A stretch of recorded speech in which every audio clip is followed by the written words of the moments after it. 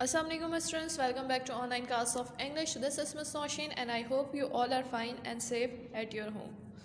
So students, in previous class, in previous videos, we were learning about indirect speech.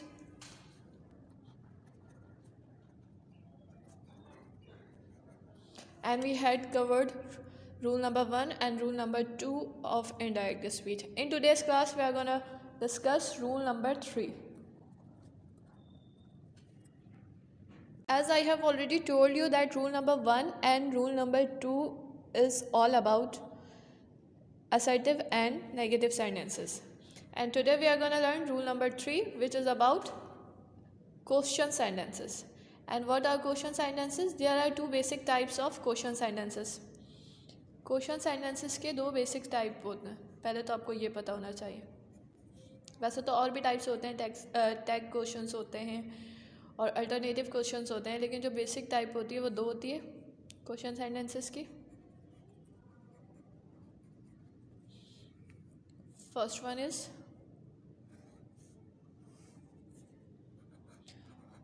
Yes और no questions and second one is WH. ठीक है, first one क्या होती है, yes और no question, और second one है WH questions. तो यस और नो क्वेश्चंस क्या होते हैं? ऐसे क्वेश्चंस जिनका आंसर हम यस और नो में देते हैं. For example, I said do you play hockey, you said yes I do, और अगर नहीं तो no I don't. Do you like music, yes I do, no I don't. Can you swim, yes I can, और अगर नहीं तो no I can't. ठीक है, तो ये ऐसे क्वेश्चंस हैं जिनका आंसर आप यस और नो में देते हैं. लेकिन WH क्वेश्चंस क्या हो जाते हैं? फॉर एग्जांपल, मैंने आपसे पूछा कि which is your favourite game, which game do you like most. तो आप इसका आंसर आप इस तरह से नहीं दे सकते यस आई डू, और अगर नहीं तो नो आई डोंट. आपको पूरा जो है वो एक्सप्लेन करना होगा कि क्या कि which game do you like most, आपको कौन सा गेम सबसे ज़्यादा पसंद है. तो आपको पूरा आंसर देना होगा, आप यस और नो में आंसर नहीं कर सकते. तो ऐसे क्वेश्चन जिनका आंसर हम यस और नो में करते हैं वो यस और नो क्वेश्चंस कहलाते हैं.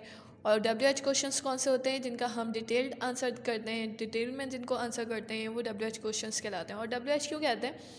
क्योंकि ये सारे जो क्वेश्चंस हैं वो स्टार्ट ही होते हैं WH वर्ड से. और WH वर्ड्स क्या होते हैं? WH वर्ड्स क्या होते हैं? WH वर्ड्स होते हैं why, when, where, what, who, which, और एक और आ जाता है हाउ. W और H इसमें भी ये मतलब एक साथ नहीं है, लेकिन WH इसमें भी आता है और ये भी WH वर्ड में इंक्लूड होता है. ठीक है, why, when, where, what, who, which, how. 1 2 3 4 5 6 7. तो ये सारे ये जो 7 वर्ड्स हैं ये क्या कहलाते हैं? WH words. यहाँ पे मैंने ऑलरेडी लिखा हुआ है क्योंकि ये खुद ही एक क्वेश्चन होते हैं. फॉर एग्जांपल, अगर वाई एक वर्ड है वैसे तो, लेकिन ये एक वर्ड में ही पूरा क्वेश्चन है. वाई क्यों, व्हेन कब, वेयर कहाँ, व्हाट क्या, हु कौन, विच कौन सा, हाउ कैसे. ठीक है, तो ये वो वर्ड्स हैं जो WH से स्टार्ट होते हैं और ये WH क्वेश्चंस भी इन्हीं से स्टार्ट होते हैं. और इनको बनाने के लिए हमारे पास अलग रूल होगा, और जो सिंपल क्वेश्चन है जो यस और नो से जिनका आंसर हम करते हैं उनको बनाने के लिए हमारे पास डिफरेंट रूल है. वैसे तो तकरीबन सारी चीज़ें सेम है, बस थोड़ी बहुत चेंजेस है, लेकिन हम अलग अलग करके पढ़ेंगे ताकि आपको कन्फ्यूजन ना हो. ठीक है, तो हम रूल नंबर 3 करेंगे आज, जो हमारा किसके बारे में होगा? यस और नो क्वेश्चंस के बारे में होगा. ठीक है, so rule is, if your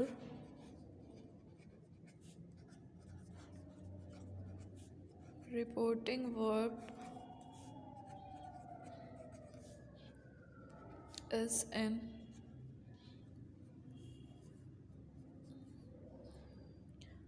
past tense,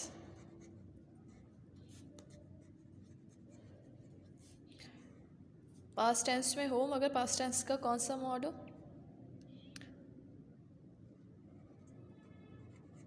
question sentence हो.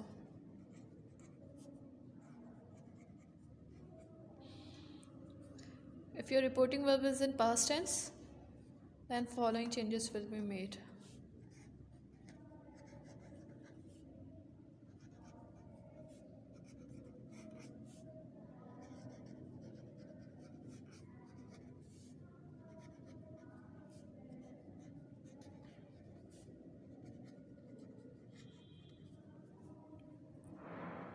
अच्छा देखिए, रिपोर्टिंग वर्ब तो पास्ट टेंस में देखेंगे हम, और क्वेश्चन सेंटेंस जो होगा वो रिपोर्टेड स्पीच का होगा, ठीक है। रिपोर्टिंग वर्ब जो हमने देखना है वो पास्ट टेंस में देखना है। अगर हमारा रिपोर्टिंग वर्ब यानी कॉमा से पहले वाला पार्ट जो है वो पास्ट टेंस में है और कॉमा के अंदर वाला पार्ट किसी भी टेंस में है, लेकिन क्वेश्चन सेंटेंस में है, क्वेश्चन मोड में है, तो फिर हम उसमें क्या क्या चेंजेस करेंगे, लेट्स सी।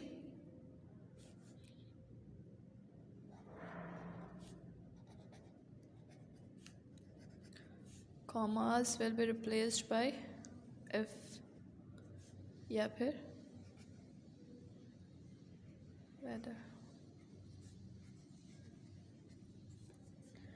ठीक है। say to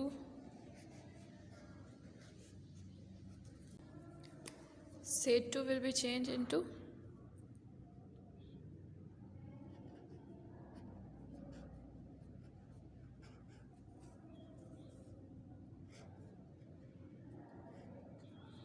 ask या inquired,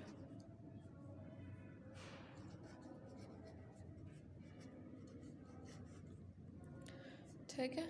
commas will be replaced by if या whether, the conjunction that will not be used here, that use नहीं करेंगे हम। क्या करते थे असर्टिव रूल नंबर 1 और रूल नंबर 2 में हम कॉमर्स की जगह दैट यूज़ करते थे, मतलब कॉमा इन्वर्टेड कॉमा हटाकर दैट लगाते थे, लेकिन यहाँ पे हम कॉमर्स को हटाकर क्या करेंगे, इफ़ या फिर वेदर यूज़ करेंगे। Said to will be converted by ask या inquired.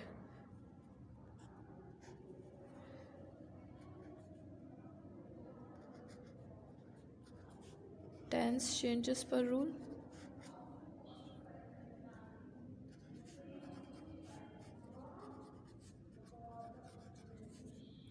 pronoun changes as per rule,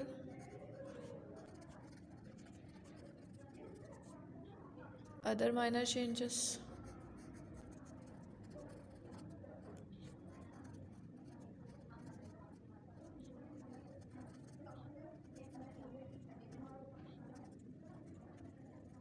and the last one is sentence will be converted in positive or assertive mode। सबसे main point ये है कि sentence जो है वो आपका असर्टिव में या फिर पॉजिटिव, दोनों सेम होता है। असर्टिव में चेंज हो जाएगा, जो भी आपको जो भी टर्म समझ आए असर्टिव में चेंज हो जाएगा, ठीक है। रिपीट कर रही हूँ मैं, अगर हमारा reporting verb means that comma से पहले वाला पार्ट जो है वो पास्ट टेंस में है और रिपोर्टेड स्पीच मतलब कॉमा के अंदर वाला पार्ट क्वेश्चन सेंटेंस है।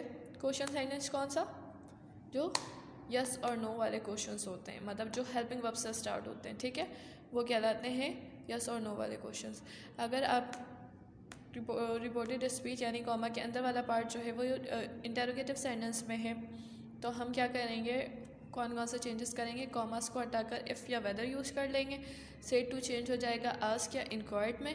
Tense changes as per rule, pronoun changes as per rule, other minor changes, और सबसे मेन पॉइंट क्या है, last one, sentence will be converted in positive या असर्टिव मोड। सेंटेंस को जो है हम दोबारा से पॉजिटिव या असर्टिव मोड में कन्वर्ट कर देंगे।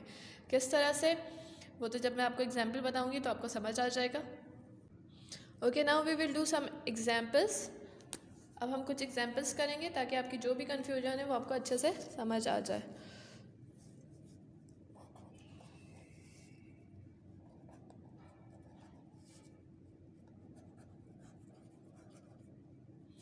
So first example is, he said to me,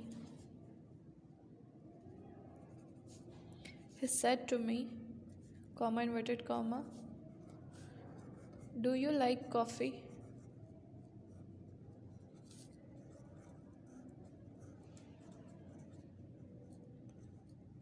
ठीक है, अब हम रूल नंबर 3 को फॉलो करेंगे। क्या हो जाएगा, he said to will be converted into ask or inquired। he asked me, comma inverted comma will be replaced by if, और sentence will be converted into assertive mode. Pronoun changes as per rule होंगे। अब pronoun हमारा second person है तो second person को हम according to object change करते हैं। He asked me if I, tense change कर देंगे, प्रेजेंट इंडेफिनिट है तो चेंज हो जाएगा पास्ट इंडेफिनिट में। If I liked coffee. और जब सेंटेंस को हमने असर्टिव में कन्वर्ट कर दिया है तो हमें क्वेश्चन मार्क लगाने की ज़रूरत नहीं है, और बल्कि हम नहीं लगाएंगे, इट्स अ रूल। ठीक है। 2 एग्जाम्पल नंबर 2 देखें।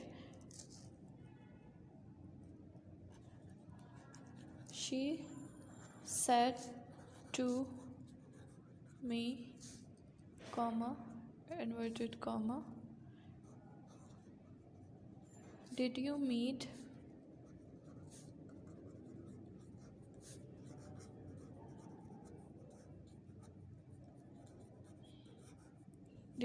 Your friend. कन्वर्ट करेंगे अब हम इसको, क्या हो जाएगा, शी आस्क्ड मी इफ़ आई।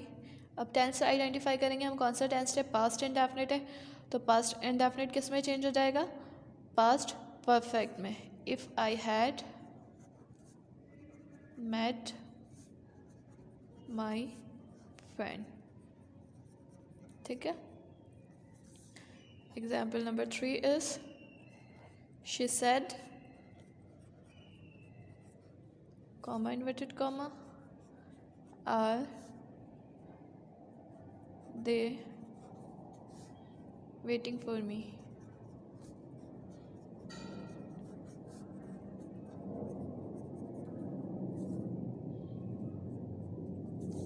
क्या हो जाएगा, she asked if they, present continuous है, पास्ट कंटिन्यूस हो जाएगा, if they were waiting for her. ठीक है। 3 एग्जाम्पल्स हमने किए अलग अलग टेंसेस से।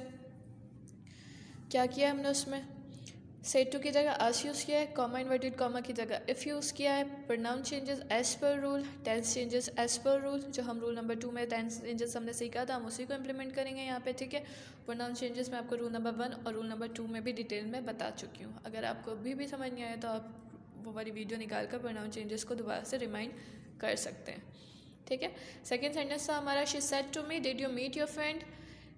अब ये सेंटेंस हमारा था पास्ट इंडेफिनिट का, इसको हमने चेंज कर दिया पास्ट परफेक्ट में। सेड टू की जगह आस्क, कॉमा की जगह इफ़, टेंस चेंज कर दिया, सेंटेंस को इंटेरोगेटिव से सेंटेंस को हमने असर्टिव में कर दिया, pronoun changes as per rule किया है। और जब हम सेंटेंस को असर्टिव में चेंज करेंगे तो हम क्वेश्चन मार्क यूज़ नहीं करेंगे, क्योंकि असर्टिव सेंटेंस में क्वेश्चन मार्क्स नहीं आते हैं। ठीक है। She said are they waiting for me, she asked if they were waiting for her. Okay, I hope कि आप लोगों को रूल नंबर 3 भी अच्छे से समझ आ गया होगा और इसमें कोई भी कन्फ्यूजन नहीं होगी। ठीक है। Now we will do rule number 4 in the next class. That's all for now. Thank you, take care, अल्लाह हाफ़िज़।